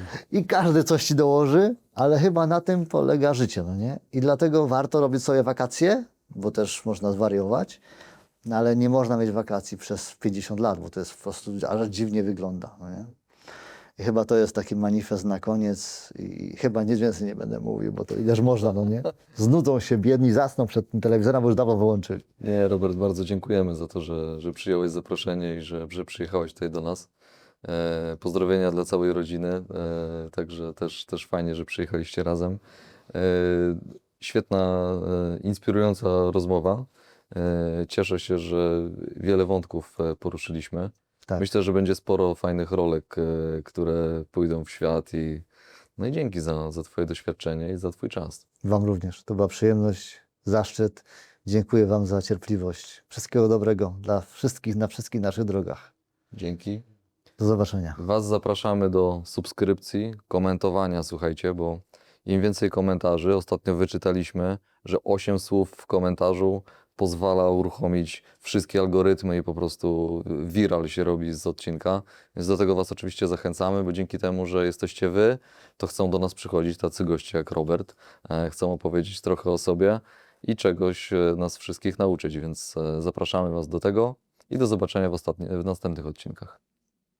Kochani, zapraszamy Was do polubiania, udostępniania. Jesteśmy na wielu mediach społecznościowych, abyście mogli dotrzeć do nas. YouTube, który oglądacie, Instagram, Facebook, TikTok. Możecie nas zobaczyć, ale możecie nas posłuchać na Spotify i Apple, na przykład podcast. Zapraszamy Was serdecznie i do zobaczenia.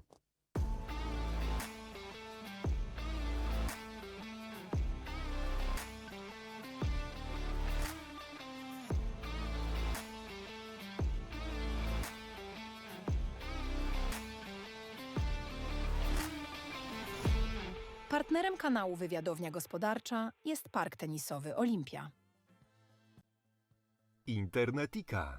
Agencja marketingu internetowego wspierająca firmy kampaniami marketingowymi, które realnie zwiększają sprzedaż towarów i usług. Sprawdź nasze case studies i przekonaj się, co możemy zrobić dla Ciebie.